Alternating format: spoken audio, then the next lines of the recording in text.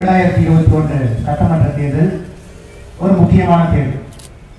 அதிமுக தலைமையேற்று தேசிய ஜனநாயக கூட்டணிக்கு முக்கியமான ஒரு தேர்தல். காரணம் என்னவென்றால், மூன்றாவது முறையாக தமிழகத்திலே ஒரு கட்சி மறுபடியும் ஆட்சி கட்டளையிலே அமர இருக்கிறது. 10 வருட காலம் முடித்து 5 வருட காலத்துக்கு மறுபடியும், அது குறிப்பாக நம்முடைய மாண்புமிகு முதலமைச்சர் எடப்பாடி பழனிசாமி அவர்கள் 4 வருட காலம் சிறப்பாக ஆட்சியை கொடுத்துவிட்டு வெற்றிகளை போடும் தமிழகத்திற்கு மறுபடியும் 5 வருடம் வருவதற்கு மக்கள் தயாராகிவிட்டார்கள். நமக்கும் ஆட்சி கட்டலுக்கும் இடையில் இருப்பது பொய்கள் மட்டும்தான். ஒரு பக்கம் அறிக்கை நாயகன், ஒரு பக்கம் செயல் வீரன். மக்கள் இருவரையும் பார்த்துக் கொண்டிருக்கிறார்கள். அறிக்கை நாயகன் தினமும் அறிக்கை கொடுப்பவர் ஒரு நாயகனை பார்த்துக் கொண்டிருக்கின்றார்கள், செயலாற்றிக் கொண்டிருக்கின்ற ஒரு வீரனையும் பார்த்துக் கொண்டிருக்கின்றார்கள். இதில் இந்த முறை 2021 தேர்தலில் பாஜகவை பொறுத்தவரை 20 தொகுதிகளிலே நாங்கள் போட்டியிட இருக்கின்றோம். அந்த 20 தொகுதிகளிலுமே வெற்றி பெற செய்து வெற்றி கனியை எடுத்து நம்முடைய அண்ணன் எடப்பாடி பழனிசாமி அவர்கள் மறுபடியுமே 3இல் 2 பங்கு மெஜாரிட்டி வர வேண்டும் என்பது என்னுடைய வார்த்தை. எதற்காக இந்த வார்த்தை நான் சொல்கின்றேன்? எதற்காக பாஜகவை பொறுத்தவரை இந்த முறை எடப்பாடி பழனிசாமி அண்ணன் அவர்களுக்காக நாங்கள் வேலை செய்கின்றோம் என்று எதற்காக சொல்கின்றேன்? ஏன்னா உங்களுக்கு தெரியும், ஒரு கூட்டணி கட்சியிலே பாஜக 20 சீட் வாங்கிக் கொண்டு இந்த கூட்டணி கட்சியிலே நாங்கள் செயல்பட்டுக் கொண்டிருக்கின்றோம். காரணம் என்னவென்றால், அதிமுக அதிகமான இடத்திலே போட்டியிட வேண்டும் என்பது நரேந்திர மோடிஜி அவர்களுடைய விருப்பம். 173 இடத்திலே திராவிட முன்னேற்ற கழகம் போட்டியிடும் பொழுது 177 இடத்திலே தனியாக அதிமுக அவர்கள் போட்டியிடுகிறார்கள். முதலில் நம்முடைய பாரத பிரதமர் நரேந்திர மோடி அவர்கள் மிக தெளிவாக சொன்னார், இது அதிமுக அவர்கள் தலைமையேற்று நடக்கின்ற எலெக்ஷன்ல 3வது முறையாக அவர் வருவதற்கு பாஜக அவர்கள் எல்லா ஒத்துழைப்பையும் கொடுக்க வேண்டும். ஏனென்றால் தேசிய ஜனநாயக கூட்டணியின் ஒருங்கிணைப்பாளராக 4 மாத காலமாக நான் பணியாற்றிக் கொண்டிருக்கின்றேன். நம்முடைய முதலமைச்சர் எடப்பாடி பழனிசாமி அண்ணன் அவர்களை அருகிலிருந்து பார்ப்பதற்கு ஒரு வாய்ப்பு.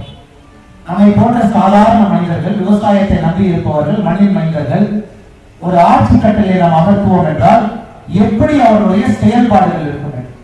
எடப்பாடியில் பிறந்த ஒரு மனிதர், எந்த பின்புலமும் இல்லாதவர், மாண்புமிகு அம்மா அவர்களுடைய ஆட்சியை பெற்றவர், அவர் முதலமைச்சராக இருக்கும் பொழுது எப்படி அவருடைய அணுகுமுறை இருக்கிறது?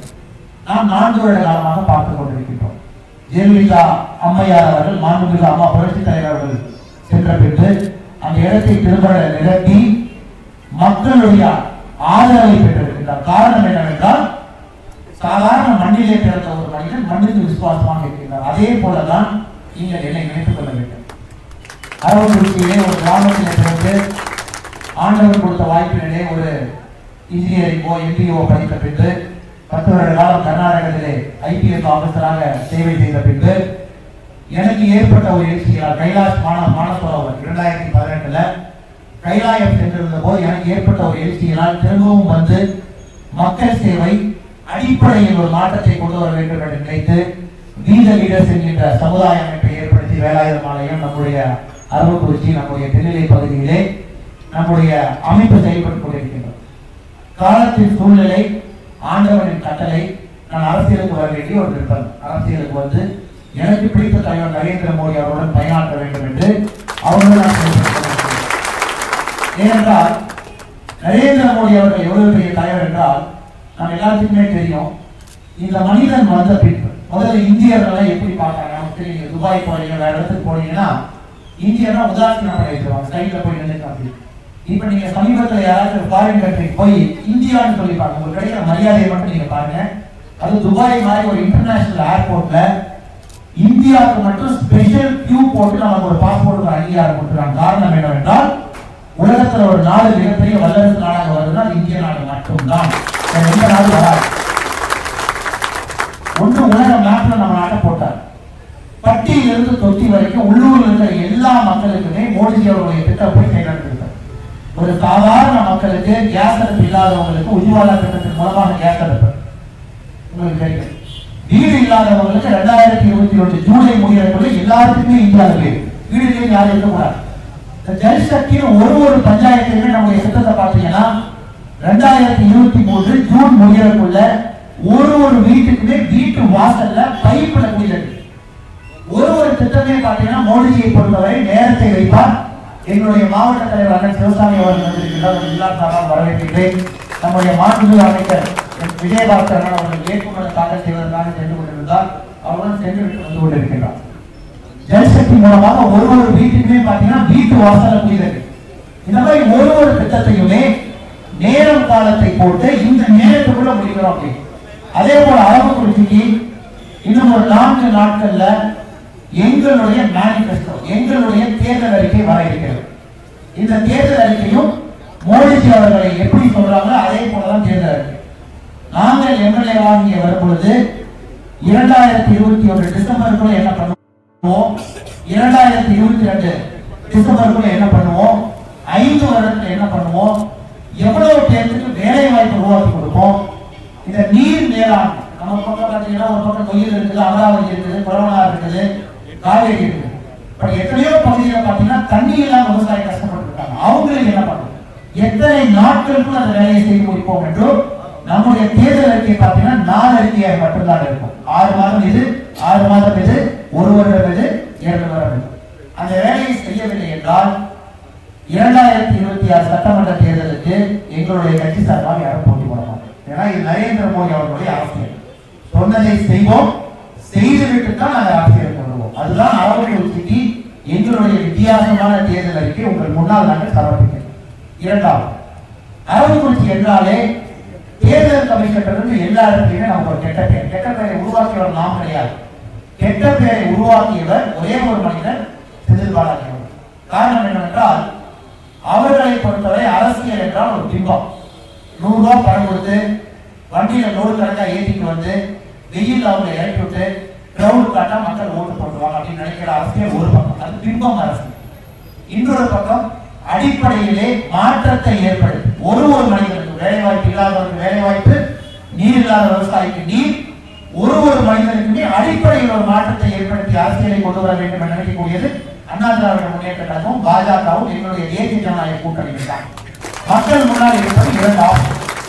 உங்களுக்கு பிம்பம் சார்ந்த அரசியல் கேட்குமா, பிம்பம் சார்ந்த அரசியல், கூட்டத்தை சேர்த்தி கூட்டத்தை மூலமாக நான் தான் என்று காட்டும் அரசியல்.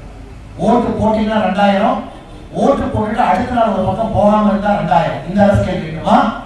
உண்மையாகவே உங்களுக்காக பாடுபடுவதற்காக 5 வருட காலம் இந்த சட்டமன்ற தொகுதியிலே மாற்றத்தை கொடுப்பதற்காக ஒரு பக்கம் பாத்தீங்கன்னா டபுள் இன்ஜின் என்ற ட்ரெயின், ஒரு பக்கம் நரேந்திர மோடி அவர்கள், ஒரு பக்கம் எடப்பாடி பழனிசாமி அவர்கள். இந்த ட்ரெயினுக்கு 2 இன்ஜின். திராவிட முன்னேற்ற கழகத்தில் இருப்பது ஓடாத ஒரு இன்ஜின், பொய் சொல்லிக் கொண்டிருக்கிற ஒரு இன்ஜின். 2 இன்ஜின் கவர்மெண்ட் வேணுமா? மாநில அரசுடைய திட்டங்களும் வரும், மத்திய அரசுடைய திட்டங்களை கொண்டு வருவது எங்களுடைய பொறுப்பு. இந்த இன்ஜின் வேண்டுமா என்பது நம்முடைய மக்கள் முடிவு செய்து கொள்ள வேண்டும். இப்ப எங்களுக்கு நம்பிக்கை இருக்கிறது.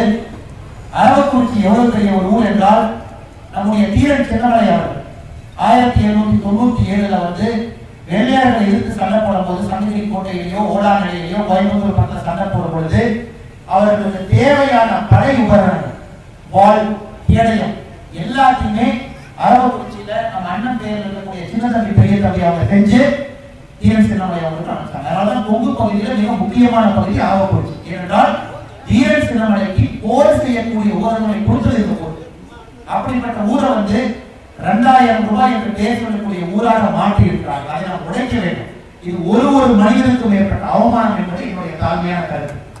கட்சி பொய் சொல்லி ஒரு எலெக்ஷன் முடிஞ்சதுக்கு அப்புறம் தொகுதிக்குள்ளேயே வரல. இப்ப கூட எலெக்ஷன் அனௌன்ஸ் பண்ணலாமா? நம்முடைய செந்தில் பாலாஜி அவர்களுக்கு மந்திரியாக வேண்டும் என்ற ஆசைங்களாமா?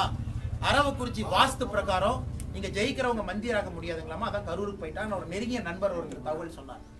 இதை விட கேவலம் இங்கே ஓட்டு போட்டவர்களுக்கு என்ன இருக்க முடியும் என்பதுதான் என்னுடைய கேள்வி. மந்திரியாக வேண்டும் என்பதை மட்டும் ஒரே ஒரு குறிக்கோளாக வைத்துக் கொண்டு நேரத்திற்கும் சந்தர்ப்பத்திற்கும் கட்சியை மாறிக்கொண்டு தொகுதியையும் மாற்றிக்கொண்டு புதுவித அரசியல் செய்கின்றார். நண்பர்களே, எங்களுடைய அரசியல் உங்களை நம்பி மட்டும்தான் இருக்கின்றது. நீங்கள் செய்கின்ற களப்பணியில் மட்டும்தான் நம்முடைய அரசியல் இருக்கிறது. ஒரு வீட்டிற்கும் ஒரு மனிதனையும் சந்தித்து நம்முடைய வெற்றி கூட்டணி, நம்முடைய தேசிய ஜனநாயக கூட்டணி, நம்முடைய அண்ணா திராவிட முன்னேற்ற கட்சி நண்பர்கள், தமிழ் மாநில காங்கிரஸ் கட்சி நண்பர்கள், பாரதிய ஜனதா கட்சி நண்பர்கள், பாட்டாளி மக்கள் கட்சி நண்பர்கள், ஒரு வாக்காளர் தமிழகத்திலே 2வது பெரிய தொகுதி. வில்லிவாக்கத்துக்கு அப்புறம் அரவக்குறிச்சி தான் பரப்பளவுல பெரிய தொகுதி. 247 சதுர கிலோமீட்டர் தொகுதி. பட் மக்கள் தொகையில பாத்தீங்கன்னா சிறிய தொகுதி, 2,13,000 பேர் தான் இருக்கும். நம்ம அடுத்த 22 நாட்கள் நீங்க வேட்பாளர்களை போல உங்களுடைய உரிமை குரலாக, உங்களுடைய தன்மானமாக நீங்கள் வேலை செய்ய வேண்டும். வேற எதுவுமே உங்களுக்கு நாங்கள் கேட்கல. கட்சியை தாண்டி, கூட்டணியை தாண்டி, நம்மளுடைய இரட்டை இலை, நம்முடைய தாமரையை தாண்டி நம்ம கேட்கின்ற ஒரே ஒரு விஷயம், இது தன்மானத்துக்கான பிரச்சனை, நம்முடைய உள்ளூர் மக்களுக்கான பிரச்சனை. 5 வருட காலம் எங்களுக்கு வாய்ப்பு கொடுங்கள். 20 நாள் மட்டும்தான் நாங்க கேட்கிறோம். 20 நாள் நீங்க எங்களுக்கு கொடுங்க. 5 வருஷத்தை நாங்க உங்களுக்கு கொடுங்க. 5 வருஷம் கழிச்சு கேளுங்க, தண்ணி வந்திருக்கா கேளுங்க, தண்ணி வந்திருக்கும். குளம் வெட்டி தண்ணி நப்பி இருக்குமான்னு கேட்டுருங்க, நப்பி இருக்கும். மத்திய அரசுல இருந்து தொழில்துறை கொண்டு வந்து 40,000 பேருக்கு வேலை வாய்ப்பு உருவாக்கி இருக்குமா? உருவாக்கி. மறுபடியும் அரவக்குறிச்சியுடைய பெருமையை மீட்டெடுத்து எல்லா இடத்துக்கு போனாலும் அரவக்குறிச்சியிலிருந்து பிறந்த மனிதன் எப்படி நீங்க சொல்றீங்க? எனக்கு பாத்தீங்கன்னா இந்த ஊர்ல பிறந்தவனா இருந்தா கூட ஒரு பெரும் பாக்கியம் இந்த மண்ணு கொடுத்தது பாரத பிரதமருடைய நேரடியாக பேசுவதற்கு ஒரு வாய்ப்பு. கூட பாரத பிரதமர்கிட்ட டெல்லியில ஒரு மணி நேரம் நேரடியாக பேசுவதற்கு ஒரு வாய்ப்பு. எல்லாமே இந்த மண்ணு கொடுத்ததுதான். அப்படிப்பட்ட மண்ணுக்கு திரும்ப செய்ய வேண்டும் என்பது என்னுடைய தாழ்மையான எண்ணம். ஏன்னா எங்களுடைய கட்சி பலமா வேற இடத்துல இருந்தாலும் கூட என்னுடைய திட்டவட்டமான முடிவு, கட்சிக்கு அரவக்குறிச்சி நம்ம மாண்புகும் எடப்பாடி பழனிசாமி அண்ணன் அவர்கள் அரவக்குறிச்சி தொகுதி எங்களுக்கு ஒதுக்கினதுக்கு அப்புறம் நின்னா நம்ம ஊர்ல நிக்கணும், வேற இடத்துக்கு போகக்கூடாது என்று உங்களை நம்பி மட்டும்தான் வந்திருக்கு. கைவிடாம ஒரு மனிதர்கிட்டையும் பேசி வாக்குகளாக மாற்றி இருக்கக்கூடிய 22 நாட்களும் உங்களுடைய அர்ப்பணிப்பை கொடுத்து தாமரைக்கு ஓட்டு போட வைங்க. 5 வருடம் கழித்து நீங்க பாருங்க எப்படி இந்த தொகுதி இருக்குன்னு மட்டும் நீங்க பாருங்க. பெரும் திரளாக நம்முடைய தேசிய ஜனநாயக கூட்டணி நண்பர்கள் ஏற்படுத்தக்கூடிய இந்த காரியாலயத்திற்கு நீங்கள் வந்திருக்கிறீர்கள், பணிமனை கூடத்துக்கு வந்திருக்கின்றீர்கள். உங்கள் அனைவருக்கும் என்னுடைய சிறந்தாழ்ந்த நன்றிகள். 22 நாள் மட்டும்தான் எங்களுக்கு வேண்டும். 5 வருடம் நாங்கள் உங்களுக்கு கொடுக்கிறோம். வாழ்க வளமுடன்.